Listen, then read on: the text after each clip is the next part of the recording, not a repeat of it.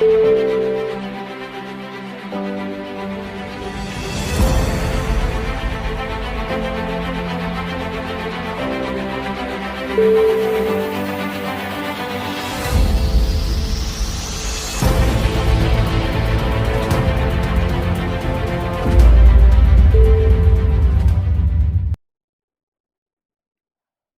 యేసుక్రీస్తు నామంలో మీ అందరికీ వందనాలండి. మరోసారి దేవుడిచ్చిన మహాకృపను బట్టి ఈ ఆదికాండం పుస్తకం ద్వారా మీ అందరినీ కలుసుకోవడం చాలా సంతోషంగా ఉంది. నేను ఆశిస్తున్న చాలా మంది గొప్ప నిరీక్షణ పొందుకుంటారని, స్పష్టంగా మీరు వాక్యం తెలుసుకోవడమే కాకుండా ఇతరులని మరి స్పష్టమైన వాక్య ప్రకారము వారి ఇతరులకు మీరు బోధించడానికి, మీరు ఆత్మీయ జీవితం జీవించడానికి ఎంతో సహాయపడుతుందని నేను ఆశిస్తున్నాను. మరి ఇప్పుడు మన బైబిల్లో నుండి ఆదికాండము 9వ అధ్యాయము 14వ వచనం నుంచి 16వ వచనం వరకు చదువుకుందామండి. బైబిల్లో నుండి ఆదికాండము 9వ అధ్యాయము 14వ వచనం నుంచి 16వ వచనం వరకు చదువుకుందాం.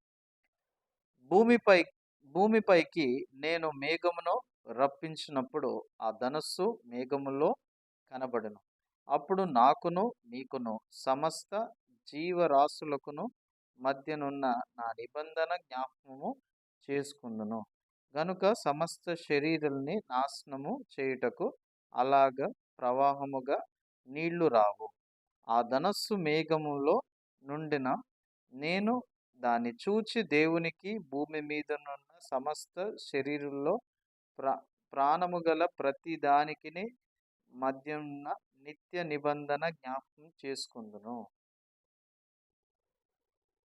ఈరోజు మనము నోవా ఎప్పుడైతే మరి ఓడ నుంచి బయటికి వచ్చిన తర్వాత నోవాకి దేవుడికి మధ్య ఒక నిబంధన ఏర్పాటు చేయడం జరిగింది. బైబిల్లో మనం ఆలోచిస్తే ఎందుకు దేవుడు ఈ నిబంధన ఏర్పాటు చేశాడు? మరి మొదటిగా మనం దీని గురించి ఆలోచించక ముందు, మనిషి యొక్క హృదయము ఎలాంటి హృదయం అంటే, మనిషి ఏ విషయాన్ని సరిగా నమ్మలేడండి, విశ్వసించలేడు.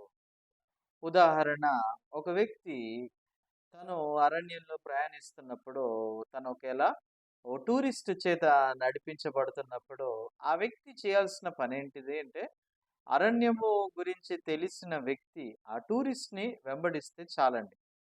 కానీ నిరంతరంగా సాతాను చేసే పనేంటో మీరు చూస్తే, సాతాను మన హృదయములో దేవుడు మాటల్ని స్థాపించబడకుండా దేవుడు మాటలకి వ్యతిరేకంగా ఉన్న మన ఆలోచనలను ఎప్పుడు స్థాపించడం జరుగుతుంది. సాతాను మొదటి నుంచి ఏంటిదంటే దేవుడి హృదయానికి వేరైన హృదయం ఇవ్వడం సాతాను ఒక ఉద్దేశం. అయితే ఈ అరణ్యంలో ఈ వ్యక్తి వెళ్తున్నప్పుడు, అరణ్యములో ఎప్పుడైనా వెళ్తున్నప్పుడు ఎక్కడ చూసినా దారింతా ఒకలాగే కనిపిస్తుందండి. అవునా? ఇటువైపు ఉంటే ఒక మనకి నీళ్లు దొరుకుతాయేమో అనిపిస్తుంటది. మీరు ఒకవేళ దూరం నుంచి ఎండమావుళ్ళు చూసినట్టయితే, ఎండమావుళ్ళు ఎలా ఉంటుందండి, దూరం నుంచి మీరు ఎండ ఉన్నప్పుడు చూస్తున్నప్పుడు అక్కడ ఏదో నీళ్లు ఉన్నట్టు కనిపిస్తుంటది. కానీ దగ్గరికి వెళ్ళి చూస్తే నీళ్ళు అంటారా? కాదు కదా. మీరు ఎప్పుడైతే మరి మధ్యాహ్నం సమయంలో ప్రయాణించినప్పుడు కొన్నిసార్లు దూరం నుంచి చూస్తే ఎండమావుళ్ళకి అనిపిస్తుంటదండి. అవునా? చాలా మంది అది నీళ్ళు అనుకుంటారు, కానీ దగ్గరికి వెళ్ళేసరికి అది నీళ్ళగా ఉండదు. మరి ఆ విధంగా ఎప్పుడైతే ఒక వ్యక్తి మరి యొక్క టూరిస్ట్ని వెంబడిస్తున్నప్పుడు తన హృదయంలో మరి కేవలం ఆయన ఒకటే చేయాలి. ఆ వ్యక్తి ఎవరైతే ఈ యొక్క అరణ్యము తెలిసిన వ్యక్తి, ఆయన వెళ్తున్నప్పుడు ఆయనని వెంబడిస్తే చాలండి, ఆయన గమ్యంకి చేరుకోగలరు.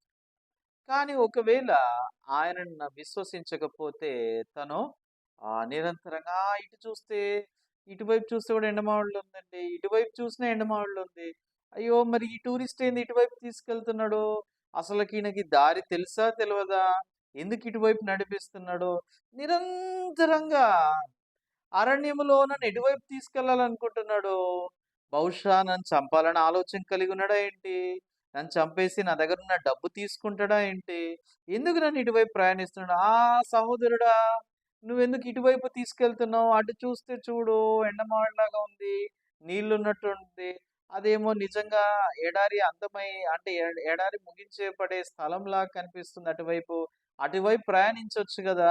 ఎందుకు ఇటువైపు ప్రయాణిస్తున్నావు? లేదండి. అటువైపు కాదండి. అది అటు వెళ్ళినట్టయితే ఇంకా పూర్తిగా ఎడారే అండి. వాస్తవానికి ఇటువైపు వెళ్తేనే మనము ఈ ఎడారి దాటేయగలుగుతామండి అంటే, నిజంగానా?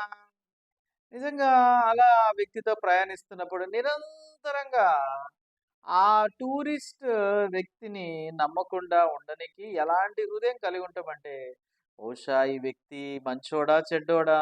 ఈ వ్యక్తి నా నుంచి ఏమన్నా ఆశిస్తున్నాడంటారా? నా నుంచి డబ్బు కొట్టేయాలనుకుంటున్నాడా? లేదా నన్ను హతం చేయాలనుకుంటున్నాడా అరణ్యంలో? వీడి ఉద్దేశ్యం ఏంటి? అటువైపు చూస్తే ఎండమావులు కనిపిస్తుంది. అటువైపు చూస్తే మరి పెద్ద ఒక నీళ్లున్న స్థలములా కనిపిస్తుంది. ఈ వ్యక్తి ఏమో ఎక్కడైతే నీళ్లు కనబడట్లేదో ఏమీ లేదు ఇటువైపు నన్ను తీసుకెళ్తున్నాడు. అసలు ఈ వ్యక్తిని నమ్మొచ్చా? నమ్మకూడదా? అసలు ఈ వ్యక్తి మరి నన్ను సరైన మార్గంలో నడిపిస్తుండా లేదా?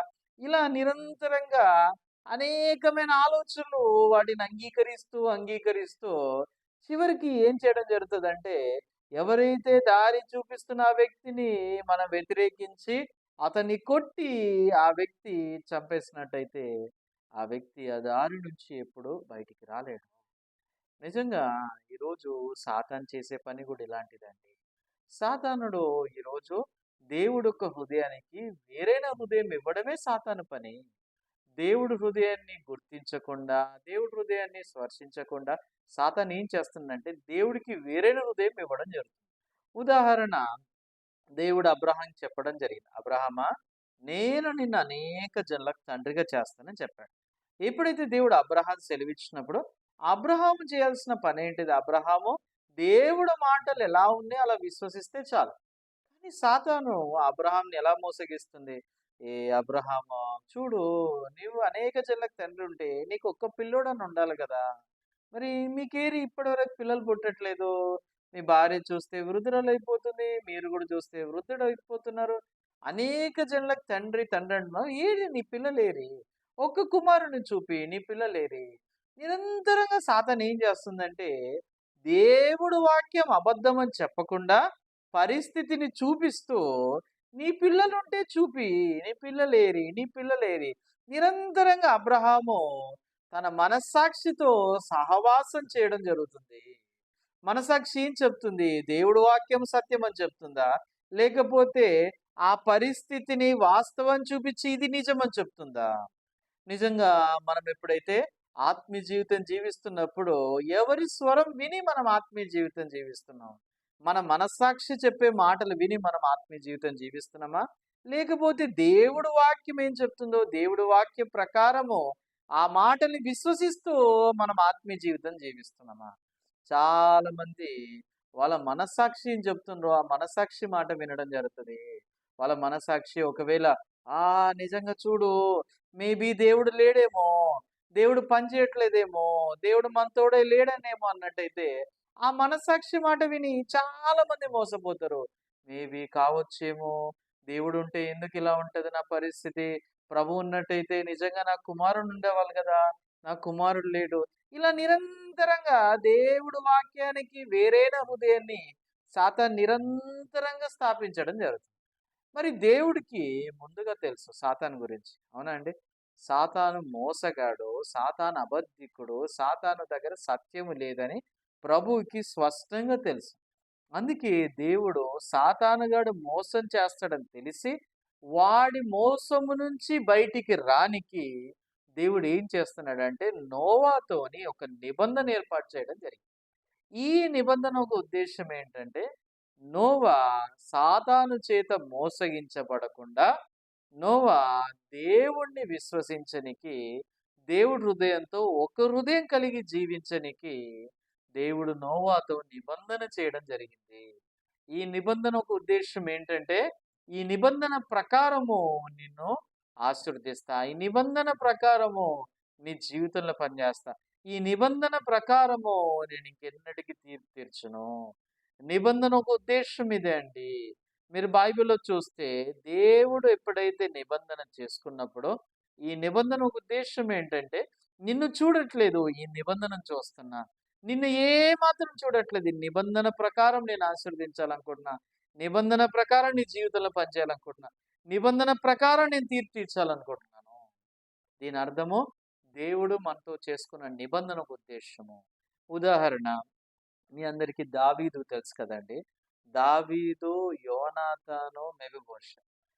ఎప్పుడైతే దావీదు, యోనాతాను వీరిద్దరు నిబంధన చేసుకున్నప్పుడు, ఆ నిబంధన ఒక ఉద్దేశం ఏంటంటే, యోనాతాను ఒక వంశం వారు, యోనాతాను ఒక కుటుంబం వారు, వీరందరూ దావీదు వారి పట్ల కృపని, కనికరాన్ని చూపియాలని చెప్పి నిబంధన చేసుకోవడం జరుగుతుంది. ఎప్పుడైతే దావీదు రాజైన తర్వాత యోనాతాను, వాళ్ళ తాతయ్య గారైన వాళ్ళ నాన్నగారైన సౌలు వీళ్ళందరూ మరణించిన తర్వాత యోనాతాను కుమారుడైన మెఫీబోషెతు బ్రతికుండడం జరుగుతుంది. ఈ మెఫీబోషెతుని దావీదు ఎలా అంగీకరిస్తాడంటే, ఈ మెఫీబోషెతుని దావీదు కేవలం అంగీకరించేది ఎలా అంటే నిబంధన ద్వారా అంగీకరిస్తాడండి. ఈ నిబంధన ఉద్దేశం ఏంటంటే, మెఫీబోషెత్, నిన్ను చూడట్లేదు, నువ్వు సౌలు మనవడే కావచ్చు, నువ్వు యోనాతాను కుమారుడే కావచ్చు, నీ తాతగారు నాకెంతో నన్ను వ్యతిరేకించుండొచ్చు, నన్ను పూర్తిగా వ్యతిరేకమైన హృదయంతో నన్ను చంపనీకి చూసుండొచ్చు, కానీ ఇప్పుడు నేను నీకు కృపనివ్వాలనుకుంటున్నా. నేను నీ తండ్రైన యోనాతానుతో చేసుకున్న నిబంధన. అందుకే నిబంధనను బట్టి దావీదు యోనాతానుతో చేసుకున్న నిబంధన బట్టి మెఫీబోషెతుకి కృపని, కనికరం చూపించడం జరిగింది. అంటే ఉదాహరణ మీకు వివరిస్తున్నా. ఈ నిబంధన అంటే ఏంటిదంటే, మెఫీబోషెతుని చూడట్లేదు, కానీ ఆ నిబంధన ద్వారా ఎలా దావీదు మెఫీబోషెతుకి సమస్తం అనుగ్రహించడం జరుగుతుంది. అదే విధంగా దేవుడు అబ్రహాంతో నిబంధన, అబ్రహామా, నేను అనేక జనులకు తండ్రిగా చేస్తాను. ఇది దేవుడు అబ్రహాంతో నిబంధన. అబ్రహాము చూడాల్సింది ఏంటంటే వాగ్దానము. దేవుడు వాగ్దానం ఇచ్చాడు, నేను అనేక జనులకు తండ్రిగా చేస్తాను.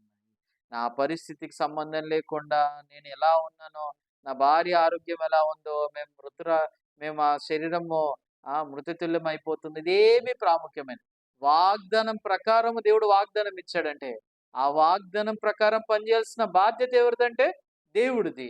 ఈ హృదయం కలిగి ఉండడము దేవుడు ఒక హృదయము. కానీ సాతాను చేసే పని ఏంటిదంటే, నిరంతరంగా మన హృదయంలో అపనమ్మిక హృదయం పెడుతుంటది. అపనమ్మిక హృదయం ఏదైతే దేవుడు వాక్యానికి వేరైన హృదయము, దేవుడు వాక్యానికి అపనమ్మిక హృదయం. ఎప్పుడైతే అపనమ్మిక హృదయం కలిగి ఉన్నప్పుడు, మనము నిజంగా ఎప్పుడైతే ఈ నిబంధన అనేది కలిగి లేనప్పుడు ఖచ్చితంగా మనం మోసపోతామండి. బైబిల్ ఏమంటుందంటే, హృదయం అన్నిటికంటే మోసకరమైనది, అది ఘోరమైన వ్యాధి కలది, దాన్ని గ్రహింపగలవాడు ఎవరు? దేవుడైన యెహోవా ఒక్కడే గ్రహించగలుగుతాడు. రైట్? మన హృదయము నిజంగా మనదైతే మనస్సాక్షి ఉందో, మనం స్వరం వింటున్నామో, ఇది ఎప్పుడు మన హృదయం మనం మోసగిస్తుంటదండి. మీరు ఆలోచించాలి. దేవుడు వాక్యం తప్ప మనం ఏది నమ్మొద్దండి. దేవుడు అందుకే ఈ బైబిల్ ద్వారా ఆయన మాటల్ని స్పష్టంగా తెలియజేస్తాడు. మరి ఈరోజు మనం నోవా గురించి మాట్లాడుకుంటే, దేవుడు ఇక్కడ నోవాని ఏం చేశాడు? నోవాతో పాటు నిబంధన చేశాడు. అవునా అండి? మొదటిగా మనం ఇక్కడ 12వ వచనం కూడా చూద్దామండి బైబిల్‌లో. ఆదికాండం 9వ అధ్యాయం 12వ వచనం చూస్తే, మరియు దేవుడు నాకును మీకును మీతో కూడనున్న సమస్త జీవరాశులకున్న మధ్య నేను తరతరములకు ఏర్పరచున్న నిబంధన గుర్తుకిది. ఏంటండి ఈ నిబంధన? ఈ నిబంధన ఏదో కాదు, మేఘములో నా ధనస్సును ఉంచితిని. ఏమండి, ఈ ధనస్సును అంటే ఏదో కాదు, రెయిన్బో. మీ అందరికీ రెయిన్బో తెలుసా? ఏమండి, మీరు ఎప్పుడైనా రెయిన్బోని చూసారా? రెయిన్బో ఎప్పుడు వస్తుంది? చాలా ఎండ ఉన్నప్పుడు రెయిన్బో చూస్తారా? లేకపోతే బాగా మబ్బులొచ్చి వర్షం కురిచినప్పుడు, ఎప్పుడైతే ఆ సమయంలో మబ్బులు కమ్మినప్పుడు, అప్పుడు మీరు ఈ ఇంద్రధనస్సు చూడగలుగుతారా? ఎప్పుడు మీరు ధనస్సు చూడగలుగుతారు? మీరు ఇక్కడ చూసినట్టయితే, ఇక్కడ బైబిల్ ఏం చెప్తుందంటే, ఇది గుర్తంట. ఏంటి గుర్తు ఇది?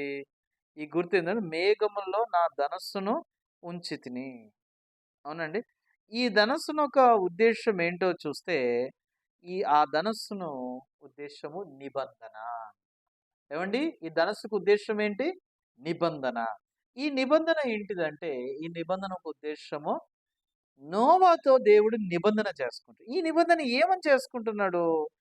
ఎందుకు ఈ నిబంధన చేస్తున్నాడో మీరు చూసినట్టయితే, 13వ వచనంలో 14 వచనం చూస్తే భూమిపైకి నేను మేఘమును రప్పించినప్పుడు ఆ ధనస్సు మేఘములో కనబడెను. అప్పుడు నాకును మీకును సమస్త జీవరాశులకును మధ్య అనున్న నా నిబంధన జ్ఞాపకం చేసుకుందునని గనక సమస్త శరీరం నాశనము చేయుటకు అలాగా ప్రవాహముగా నీళ్లు రావు. అంటే దేవుడు నోవా సమయంలో ఎలా నాశనం చేశాడు? నీళ్లతోని, వర్షముతోని నాశనం చేయడం జరిగింది. ఏమండి? ఎడతెగకుండా 40 రోజులు రాత్రు పగలు ఎంతగా కుంభకోణమంత వర్షం పడడం జరిగిందండి. ఏమండి? మీకు గుర్తుందో లేదో, ఎంత భయంకరంగా అంటే ఈ ప్రపంచంలో మౌంట్ ఎవరెస్ట్ కూడా పూర్తిగా మునిగిపోవడం జరిగింది. అంతగా వర్షం పడ్డదంటే గంటకి ఎంత మీటర్లు, ఎంత ఫీట్లు అంత వర్షం పడి ఉండొచ్చు. ఏమండి? మరి నిజంగా ఆలోచిస్తే వర్షం అంటేనే నీళ్లతో దేవుడు ఏం చేశాడు? తీర్పు తీర్చాడు, రైట్? ఈ బైబిల్ ఏం చెప్తుంది? ఈ నీళ్లతో, వర్షంతో తీర్పు తీర్చడం జరిగింది. మరి ఎప్పుడైతే నోవా ఓడ నుంచి బయటికి వచ్చిన వెంటనే దేవుడు ఏం చేస్తాడు? నిబంధన చేసుకుంటాడు. ఎందుకు ఈ నిబంధన ఉద్దేశం అంటే, నోవా ఇంక నేను మరలా నేను నాశనము చేయను. ఎప్పుడైతే ఈ యొక్క ఆ ఇంద్ర మరి ధనస్సుని మేఘములని చూసినప్పుడు, ఈ మేఘములని చూసినప్పుడు మీరు ఒక విషయం, ధనస్సులో చూసినప్పుడు ఒక విషయం గుర్తుపెట్టుకో, ఏ శరీరాన్ని నేను నాశనము చెయ్యను. ఏమండి? అందుకే మీరు చూడండి, ఆ రెయిన్బో ఎంత అందంగా కనిపిస్తుంది. ఆ రెయిన్బో ఏంటిదంటే మనకి దేవుడికి మధ్య ఉన్న నిబంధన. ఏంటండి ఇది? నిబంధన.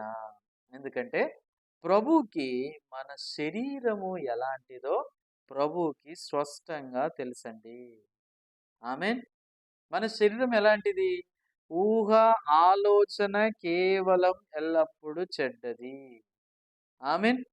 ఏమండి? మనిషి యొక్క శరీరం ఎలాంటిదని చెప్తుంది? మనిషి యొక్క శరీరము ఊహ, ఆలోచన కేవలం ఎల్లప్పుడూ చెడ్డదంట. అవునా కదండి? మరి మీరు ఆలోచించండి, నోవా ఓడ నుంచి బయటికి వచ్చినాక కూడా నోవా యొక్క ఊహ, తలంపు కేవలం ఎల్లప్పుడు చెడ్డది కదా? ఏమంటే ఒకసారి మీరు ఆలోచించండి, నోవా ఓడలో వెళ్ళక ముందు నోవా యొక్క ఊహ, ఆలోచన కేవలం ఎల్లప్పుడు చెడ్డ. నోవా ఓడలో ప్రవేశించినాక, ఓడ నుంచి బయటికి వచ్చాక కూడా నోవా యొక్క ఊహ, తలంపు కేవలం ఎల్లప్పుడు చెడ్డది. మీకు అర్థమవుతుందండి? ఎప్పుడైతే నేను బైబిల్‌లో మీకు ఒకసారి నేను వాక్య భాగంలో మీకు చూపియాలనుకుంటున్నాను. బైబిల్‌లో ఇదే ఆదికాండము ఇంకో వాక్య భాగం మనం చూద్దామండి. ఆదికాండము 9వ అధ్యాయములో ఇక్కడ మనం ఏ వచనం చూద్దామంటే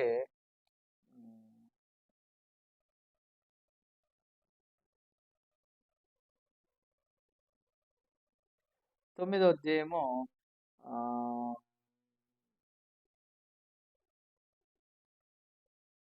10, 11, 12, 13 ఈడ మీరు చూస్తే 10, 11, 12, 13, 14, 15 రైట్?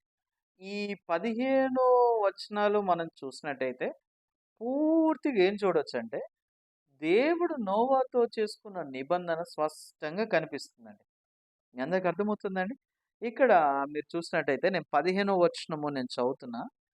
ఈ 15వ వచనంలో అప్పుడు నాకును మీకును సమస్త జీవరాశులకు మధ్య ఏమండి నన్ను నా నిబంధన జ్ఞాపకం చేసుకుందును కనుక సమస్త మరి శరీరులు నాశనము చేయుటకు అలాగా ప్రవాహముగా నీళ్లు రావు. ఆ ధనస్సు మేఘములో నుండును. నేను దాన్ని చూచి దేవునికి భూమి మీద ఉన్న సమస్త శరీరులకు ప్రాణము గల ప్రతి దానికిను మధ్యమును నిత్య నిబంధన జ్ఞాపకం చేసుకున్నాను. ఏమండి? మీరు ఇక్కడ చూస్తే దేవుడు ఏం చెప్తున్నా ఈ నిబంధన నేను జ్ఞాపకం చేసుకుంటా. మన శరీరం యొక్క ఊహ, ఆలోచన కేవలం ఎల్లప్పుడు చెడ్డదని ప్రభుకు తెలుసు. మీ అందరికి అర్థమవుతుందండి? ప్రభుకు తెలుసు ఈ యొక్క ఊహ, ఆలోచన కేవలం ఎల్లప్పుడు చెడ్డదని దేవుడికి తెలుసు. అందుకే దేవుడు ఏం చేస్తుందంటే మనతో నిబంధన చేసుకుంటాడు. ఈ నిబంధన ఉద్దేశం ఏంటంటే నేను ఇంకా మరలా ఈ శరీరాన్ని నాశనము చేయను. ఈ శరీరాన్ని నీళ్లతోని నేను ఇంకా నాశనం చేయను. నోవా, ఎప్పుడైతే నీ శరీరంలో కొదువులు చూసినప్పుడు, ఎప్పుడైతే నీ బలహీనతలు చూసినప్పుడు, మరలా నువ్వు భయపడకు. ఎందుకంటే ఆల్రెడీ ఈ ఓడ ద్వారా నీ మీద రావాల్సిన తీర్పునంతా తొలగించాను. ఏ తీర్పు నీ మీద రాకుండా దేవుడు నోవాతో నిబంధన చేశాడు. ఈ ధనస్సు, మేఘములో ఉన్న ధనస్సు కారణం ఏంటంటే, ఈ నిబంధన ఉద్దేశం ఏంటంటే, ఇంక నేను తీర్పు తీర్చను. ఆల్రెడీ తీర్పు తీర్చేశాను. ఇంక నేను తీర్పు తీర్చను. ఎందుకంటే ఈ తీర్పంతా ఎవరు పొందుకున్నారు? ఆ ఓడలో ఉన్నప్పుడు, ఆ నీళ్ళంతా ఈ లోకంలో ఉన్నప్పుడు ఆ ఓడ తీర్పు పొందుకోవడం జరిగింది. అంటే నోవా తీర్పు నుంచి బయటికొచ్చాడు. మరలా నీ శరీరాన్ని చూసినప్పుడు, నీ యొక్క బలహీనతలు, కొదువులు చూసినప్పుడు నువ్వేమి భయపడొద్దు. నువ్వేం కంగారు పడొద్దు. ఎందుకంటే నీ శరీరం బలహీనతలు, కొదువులు తెలిసి శాశ్వత కాలం వరకి నీ పాపాన్ని తొలగించాను. ఆమేన్. యెస్. తర్వాత మీరు బైబిల్‌లో చూస్తే నోవా ఏమైపోయాడండి? నోవా మత్తుడై అతను ఏం చేశాడండి? ద్రాక్ష రసము తను తాగడం జరిగింది. అవునా అండి? తర్వాత నోవా మీరిక్కడ చూసినట్టయితే మత్తుడయ్యారంటుంది బైబిల్, రైట్? మత్తుడై నిజంగా చూస్తే ఇక్కడ నోవా శరీరము తప్పు చేసిందా లేదా? పొరపాటు చేశాడా లేదా? మీరు ఒకేలా బైబిల్‌లో 20 వచనం, ఇదే ఆదికాండం 9వ అధ్యాయం 20 వచనం చూసినట్టయితే నోవా ఏవండీ ఇక్కడ ఏమైందో మీరు చూసినట్టయితే ద్రాక్ష తోటలో ఉన్నట్టు పిమ్మట ద్రాక్షరసం త్రాగి మత్తుడై తన గుడారములో వస్త్రహీనుడుగా ఉండెను. నోవా ఏం చేశాడు? ద్రాక్షరసం తాగినప్పుడు ఆ ద్రాక్షరసం ఎప్పుడైతే ఎక్కువ సమయము, ఎక్కువ కాలము ఉన్నప్పుడు ఆ ద్రాక్షరసం ఏమొస్తదండి? మత్తునిస్తుంటది, రైట్? అవునా కదా? ఎప్పుడైతే ఆ ద్రాక్షరసం తీసుకున్నప్పుడు నోవా ఏమైపోయాడు? మత్తుడైపోయాడంట. మత్తుడైనప్పుడు ఏం చేశాడండి? పూర్తిగా వస్త్రాలంతా లేకుండా ఉన్నాడు. అవునా కదా? ఇక్కడ బైబిల్ ఏమంటుందో చూస్తే ఓ ఆహ్, ఈ వస్ వస్త్ర వస్త్రహీనుడుగా ఉండెను. అంటే ఏ బట్టలు లేకునకుండా తను పూర్తిగా అలా పడిపోయి ఉన్నాడు. మీరెప్పుడైనా రోడ్డు మీద తాగి ఉన్న వాళ్ళని చూస్తే బట్టలు పడేసి ఉంటే, రోడ్డు మీద మట్టిలో ఇలా పడుకొని, అలాగే పడుకుంటూ, అలా మీరెప్పుడైనా చూస్తారు గదా! బట్టలు లేకుండా. అలా నోవా ఓ రోజు తన శరీరాన్ని అనుసరించి అలా తన వస్త్రము లేకుండా పడిపోవడం జరిగింది. నిజంగా దేవుడికి తెలుసా తెలవదా అండి? నోవా తను మరలా తప్పు చేయగలుగుతాడు. నోవా తన శరీరాన్ని వెంబడించనీకి అవకాశం ఉంది. ఎందుకంటే నోవా కలిగి ఉన్న శరీరం ఎలాంటిదంటే, ఈ ఊహా తలంపు కేవలం ఎల్లప్పుడూ చెడ్డది. ఎందుకంటే బైబిల్ చూసినప్పుడు ఇక్కడ స్పష్టంగా బైబిల్ ఏం చెప్తుందంటే, బైబిల్ ఒక విషయం స్పష్టంగా చెప్తుందండి. దేవుడు నరుని చూసినప్పుడు నరుడు యొక్క ఊహ, ఆలోచన కేవలం ఎల్లప్పుడూ చెడ్డదంట. అంటే దేవుడు చూసినప్పుడు ఈ నరుల్లో ఏ మాత్రం మంచి లేదని దేవుడు స్పష్టంగా చూసి చెప్తున్నాడండి. మీ అందరికి అర్థమవుతుందా? ఈ నరుల్లోకెలా మంచి ఉన్నట్టయితే దేవుడు ముందు నుంచి చెప్పాడు. కానీ దేవుడు చూసినప్పుడు ఈ మనుషులో ఏ మంచి లేదండి. మరి మనుషులో ఏముందంటే పూర్తిగా చెడుతనం నిండిపోయింది. అందుకే మనం ఎక్కడ చూడొచ్చంటే ఆదికాండము 8వ అధ్యాయములో 21వ వచనము మీరు చూసినట్టయితే ఆదికాండము 8వ అధ్యాయము 21వ వచనం మీరు చూడండి. ఇక్కడ స్పష్టంగా ఏం రాసుందో మీరు చూస్తే, అప్పుడు యెహోవా ఇంపైన సువాసన వాయి నుంచి ఇక మొదటి నరులను బట్టి భూమిని మరలా శపించెను. ఎందుకనగా నరుల హృదయం ఆలోచనలు వారి యొక్క తలంపుల నుండి చెడ్డవి. నేనెప్పుడు చూసిన ప్రకారము చూడండి.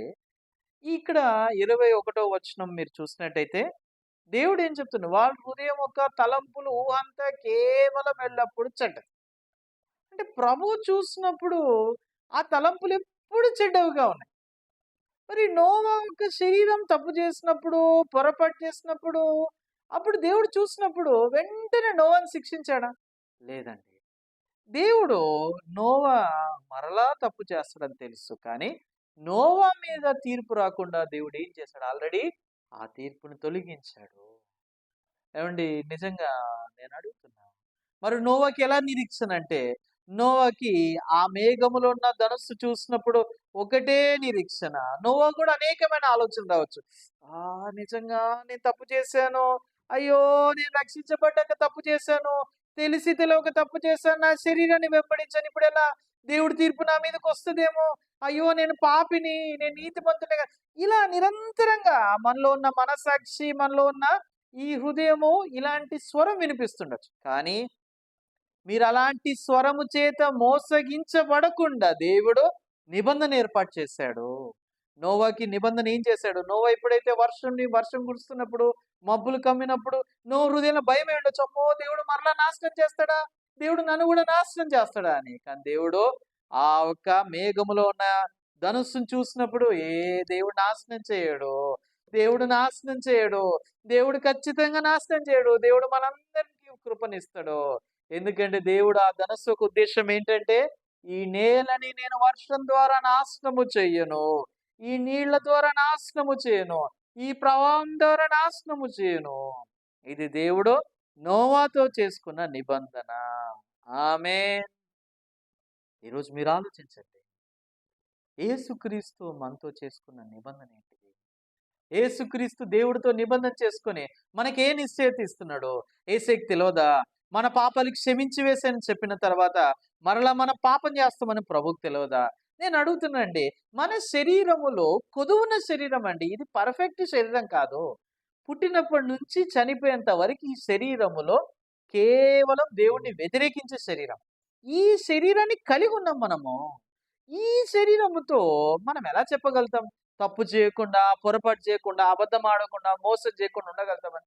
అసాధ్యము. ఎవ్వరు ఉండలేరు ప్రపంచంలో. ఏవండి మీ అందరికి అర్థమవుతుందా? ఎందుకంటే మన ఊహ, ఆలోచన, తలంపులు కేవలం ఎల్లప్పుడు చెడ్డది. మన హృదయము కూడా మోసకరమే. ఏవండి? రక్షించబడినంక మీ చూపు మారుతుందా? రక్షించబడినంక మీరు అబద్ధాలాడటం మానేశారా? రక్షించబడినంక మీరు మోసం చేయడం ఆపేశారా? ఏవండి నేనేమంటున్నానంటే, మన బుద్ధి స్వభావం ఇక్కడనే ఉంటుంది ఎప్పుడు. ఈ బుద్ధి స్వభావం మారదు. అందుకే దేవుడు ఏం చేశాడంటే, ఈ బుద్ధి స్వభావం చూసి ఒక్కొక్కసారి మీ నుంచి ఆ లక్షణాలు, గుణం వచ్చినప్పుడు మీరు కంగారు పడకండి. మరలా నా దగ్గర పాపం ఉంది. అయ్యో! యేసయ్య పాపం తొలగించాడు కరెక్టే. కానీ నా దగ్గర పాపం ఉంది. నేను పాపిని. ఇలా మిమ్మల్ని మీరు నిర్ధారణ తీసుకురాకండి. ఏవండి? ఎవరండి తీర్పు తీర్చేవాడు? మన దేవుడు. నీతిమంతుడు తీర్పు సరైన తీర్పు. మన తీర్పు సరైన తీర్పు కాదు. బైబిల్ ఏమంటుందంటే, నీతిమంతుడు తీర్పు సరైన తీర్పు. అంటే దేవుడు మనం తీర్పు తీర్చినప్పుడు బైబిల్ ప్రకారం మనం తీర్పు తీరుస్తాడు. ఆమేన్. అయితే దేవుడు మనని ఇకను తీర్పు తీర్చకుండా దేవుడు ఏం చేశాడంటే, యేసుక్రీస్తు ఆయన రక్తముని కలవరి శిలువలో కార్చి ఆ ప్రత్యక్ష గుడారములో, పరలోక రాజున్న ప్రత్యక్ష గుడారంలో రక్తాన్ని పూర్తిగా మన బలిపీఠ కొమ్ములో రక్తం పూసి దేవుడు తీర్పు మన మీద రాకుండా దేవుడు యేసుక్రీస్తు ద్వారా నిబంధన ఏర్పాటు చేయడం జరిగింది మనకి, తండ్రికి. ఎప్పుడైతే యేసుక్రీస్తు రక్తమును, యేసుక్రీస్తు శరీరం చూసినప్పుడు మన మీదకి తీర్పు రాదు. తీర్పు రాదని గ్యారంటీ ఏం చెప్పగలుగుతారు? పాస్టర్ గారు మా జీవితంలో తీర్పు రాదని ఎలా చెప్పగలుగుతారంటే, ఒకే ఒకటి. యేసు రక్తము శరీరాన్ని బట్టి ఇది తప్ప ఇంక ఎలాంటి అవకాశం లేదండి. యేసుక్రీస్తు శరీరం రక్తం చూడకపోతే ఏ శరీరం తీర్పు తీర్చబడదు. ఏమండి పాస్టర్ గారు నా శరీరం కూడా తీర్పు తీర్చబడతది. మీ శరీరం కూడా తీర్పు తీర్చబడతది. ప్రపంచంలో ఉన్న ఎంత గొప్ప వ్యక్తులైనా ప్రతి శరీరంలో కొదులున్నాయి కాబట్టి ప్రతి ఒక్కరు శరీర ప్రకారం తీర్పు తీర్చబడతారు. కానీ ఒకే ఒక మార్గం ద్వారా మనం తీర్పు తీర్చబడము. అది యేసుక్రీస్తు శరీరము, రక్తము వలన మాత్రమే ఆ తీర్పు మన దగ్గరికి శాశ్వత కాలం వరకి రాదు. ఆమేన్. ఎలా అయితే మేఘంలో ధనస్సులు చూసి నోవా నిరీక్షణ పొందుకున్నాడో, ఎప్పుడైతే మీ శరీరం బలహీనత కుదులు చూసినప్పుడు మీరు బాధపడకండి. మీరు కృంగిపోకండి. మీరు యేసుక్రీస్తు రక్తం శరీరం చూసి విశ్వాసం పొందుకొని మీరు ముందు నడవండి. ఆత్మీయ జీవితంలో మీరు ముందు పరిగెత్తండి. మీరు వెనకకు వెళ్ళొద్దు. నిజంగా సాతానుడు మీ శరీరం బలహీనత కుదులు చూపించి, చూడు నువ్వు సువార్తకు పనికి రావు. నువ్వు సువార్త పని చేయలేవు. నువ్వు నీతిమంతుడివేంటి? నువ్వు పరిశుద్ధుడివేంటి? నీ బలహీనతలు చూడు. నీ కొదులు చూడు. కానీ దేవుడు ఏం చూపియాలనుకుంటే తెలుసా? సిలువని చూడు. సహోదరుడా నువ్వు సిలువను చూడు. ఈ సిలువను చూసి చెప్పు, ఈ సిలువను చూసి చెప్పు, ఈ రక్తమును చూసి చెప్పు. దేవుడు ఏం చూసి చెప్తున్నాడు? యేసుక్రీస్తు రక్తము శరీరం చూసి ఇంక మన పాపాలని ఎన్నటికి జ్ఞాపకం చేసుకోనని చెప్తున్నాడు. ఏమండి, రోమియోలు రాసిన పత్రిక 3 అధ్యాయం 23 ఏమంటుంది? ఏ భేదము లేదు, అందరూ పాపం చేసి దేవుడు అనుగ్రహించిన మహిమని పొందలేకపోతున్నారు. అవునండి, మన పాపం చేసి దేవుడు అనుగ్రహించిన మహిమని పొందలేకపోతున్నారు. కానీ నమ్మువారు క్రీస్తు యేసునందున రక్తం విమోచన ద్వారా ఉచితముగా నీతిమంతులుగా తీర్చబడుచున్నారు. కానీ నమ్మువారు అంటే 23వ వచనం నమ్మినట్టయితే మీరు పాపులు అంటారు. 24వ వచనం నమ్మినట్టయితే మీరు నీతిమంతులు అని చెప్తారు. అంటే ఇక్కడ చూడండి, మీరు ప్రభు అయిన యేసుక్రీస్తుని రక్షకుడుగా అంగీకరించాక మరి మీ హృదయంలో ఈ మనస్సాక్షి నిరంతరంగా వచ్చి డిస్టర్బ్ చేస్తుంటది. వాక్యానికి వేరైన హృదయం. నువ్వు పాపివి, నీ శరీరం చూడు, నువ్వు పాపి చూడు, నీలో చెడు ఆలోచనలే కదా, నువ్వెలా నీతిమంతుడు అవుతుంది, చూడు చూడు నీలో చెడు ఉంది కదా, నువ్వెలా ఏమండి, ఎవరిని చూసి చెప్తున్నావు నువ్వు పాపివని? యేసు రక్తాన్ని చూసి చెప్తున్నావా? యేసు శరీరాన్ని చూసి చెప్తున్నావా? లేదా మీ శరీరాన్ని, మీ క్రియల్ని, మీ మీ ప్రవర్తన చూసి చెప్తున్నావా? దేవుడు ఎవరిని చూసి నీతిమంతుడు అన్నాడు? మీ ప్రవర్తనని, క్రియలను చూసి నీతిమంతుడు అన్నాడా? లేకపోతే యేసుక్రీస్తు రక్తము శరీరం చూసి నీతిమంతుడు అన్నారా? మీరెవరిని చూసి నీతిమంతుడు అని చెప్తున్నారు? మీరు యేసుని చూసి నీతిమంతుడు అని చెప్తున్నారా? యేసే రక్తం శరీరం చూసి నీతిమంతులు అని చెప్తున్నారా? ప్రభు ఎవరిని చూడమని చెప్తున్నారు? దేవుడు ఇప్పుడు మనతో చేసుకున్న నిబంధన ఇదే. ఏ విధంగా అయితే నోవా సమయంలో దేవుడు నోవాతో నిబంధన చేసుకున్నాడో, ఇప్పుడు దేవుడు మనతో చేసుకున్న నిబంధన ఇదే. ఈ నిబంధన మీరందరూ జ్ఞాపకం చేసుకోండి. హెబ్రీయులకు రాసిన పత్రిక 10వ అధ్యాయము 17వ వచనం మీరు చూడండి. వారి పాపములను, వారి అక్రమమును ఇకను ఎన్నటికి జ్ఞాపకం చేసుకొనునని ప్రభువు చెప్పుచున్నాడు. ఎవరండి? ప్రభువు చెప్పుచున్నాడంట. ఇక్కడ మీరు ఆలోచించండి. వారి పాపములు, వారి అక్రమములు ఇకను ఎన్నటికి జ్ఞాపకం చేసుకొని ప్రభువు చెప్తున్నాడు. మన పాపాలు ఆయన గుర్తు పెట్టుకోడు. ఎందుకంటే యేసుక్రీస్తు రక్తము శరీరం నిబంధన చేసుకున్నాడు. ఆ మెబ్బోషెతు కూడా, అమ్మో దావీదు నన్ను గుర్తుపడతాడేమో, దావీదు ఏ రోజైనా నన్ను చంపేస్తాడేమో, సౌలు మా తాత ఎంతో నేరం చేస్తాడు, ఇలా మెబిబోషెతు నిబంధన నమ్మకపోతే దావీదు దగ్గర విశ్రాంతి తీసుకోలేడు, దావీదుతో పాటు కూర్చొని భోజనం చేయలేడు. నోవా కూడా హృదయంలో ఆ ఒక మేఘముల్ని, ఆ ధనుస్సులు చూసి నమ్మకపోతే నోవా హృదయంలో కూడా నిరీక్షణ కలిగి ఉండలేడు. ఈ రోజు క్రైస్తవులు కూడా చాలా మందికి తెలుసు యేసయ్య రక్తం కార్చాడు, యేసయ్య శరీరాన్ని అర్పించడం తెలుసు. కానీ వారి హృదయంలో సిలువను చూసినప్పుడు వారికి పాపము లేవని తెలుస్తున్నాయా, పాపం ఉన్నాయని నమ్ముతున్నారా? వారు ఆ సిలువను చూస్తూ కూడా నా దగ్గర పాపం ఉంది, నేను పాపిని అని చెప్తున్నాను. ఏమండి, మీరొక్కసారి యేసుక్రీస్తు ప్రభుని రక్షకుడిగా అంగీకరించినట్టయితే, యేసయ్య ఆయన రక్తం శరీరం ద్వారా నన్ను నీతిమంతుని పరిశుద్ధిని చేశాడు, నేను పాపిని కాదనే విషయం నమ్మినట్టయితే దేవుడి తీర్పు ఎప్పుడు నీ దగ్గర కాదండి. దేవుడి తీర్పును ఆల్రెడీ దాటేసిన వ్యక్తివి. నిజంగా మీరు తెలుసుకోండి. ఏ విధంగా దేవుడు నిబంధన ద్వారా నోవా కృపనిస్తున్నాడో, ఏ విధంగా నిబంధన ద్వారా దావీదు మెబ్బోషెతు కృపనిస్తున్నాడో, అదే విధంగా దేవుడు యేసుక్రీస్తు రక్తం శరీరం ద్వారా ఈ నిబంధన చేసుకుని దేవుడు సదాకాలం వరకు ఆయన తీర్పు మన మీద రాకుండా నిశ్చేత నమ్మకాన్ని ధైర్యంగా మన దేవుడు దగ్గరై ఉండి మరి ఈ సువార్త పనిలో పాటుపడనికి, మన పరలోక రాజ్యంలో ధైర్యంగా ప్రవేశించనికి, గొప్ప నిరీక్షణ కలిగి ఉండనికి దేవుడు యేసుక్రీస్తు రక్తము శరీరాన్ని అనుగ్రహించడం జరిగింది. నిజంగా నేను ఆశిస్తున్నా మీరు దేవుడి మాటల్ని మీ హృదయంలో స్పష్టంగా స్థాపించుకుని గొప్ప నిరీక్షణ కలిగి ఉండాలని కోరుకుంటున్నాం. ప్రార్థన చేసుకుందాం. తల వంచండి, ప్రార్థన చేసుకుందాం. పరిశుద్ధమైన తండ్రి, మహోన్నతమైన యేసయ్య, ప్రభా నీకు వందనాలు, స్తోత్రం ప్రభా. మరోసారి మీరు ఇచ్చిన అవకాశం బట్టి వందనాలు ప్రభా. అవును తండ్రి, మేము జ్ఞాపకం చేసుకోవాల్సిన నిబంధన ప్రభా. నిబంధన ద్వారా మాకు నిరీక్షణ కలుగుతుంది, నిబంధన ద్వారా మాకు సమాధానం, సంతోషం కలుగుతుంది. నిజంగా తండ్రి, ఈ రోజు మాకు ఈ నిబంధన దయచేశారు. యేసయ్య, చాలా మంది యేసుక్రీస్తు పాపాలు తొలగించడం తెలుసు, కానీ వాళ్ళ హృదయంలో ఈ నిబంధన లేదు. వారు ఎప్పుడు రోమియోలు రాసిన పత్రిక 3:23 చూస్తున్నారు కానీ 24వ వచనం చూడట్లేదు. హెబ్రీయులకు రాసిన పత్రిక 10వ అధ్యాయం 17వ వచనము వారి అక్రమములు, పాపం ఇంకెన్నటికి జ్ఞాపకం చేసుకోనని చెప్తున్నారు. కానీ నిరంతరంగా వారు మనస్సాక్షి మాట వింటూ, వారు మనస్సాక్షి చెప్పింది వింటూ వారు మోసపోతున్నారు. ప్రభా, ఇక్కడ నుండి మేము వినాల్సింది మా మనస్సాక్షి మాట కాదు, దేవుడు మాటలు మాత్రమే. దేవుడు మాటలు ఏం చెప్తున్నది, లేఖనం ఏం సెలవిస్తుంది, లేఖనం ఎలా ఉందో లేఖనం నమ్మ నీకు సహాయం దయచేయమని అడగచ్చు. ఎవరైతే యూట్యూబ్లో వాక్యం విన్న వాళ్ళు వీళ్ళందరినీ ఆశీర్వదించమని అడగచ్చు. యేసుక్రీస్తు అతి పరిశుద్ధ నామమున ప్రార్థన సమర్పించుకున్నాం తండ్రి. ఆమేన్, ఆమేన్.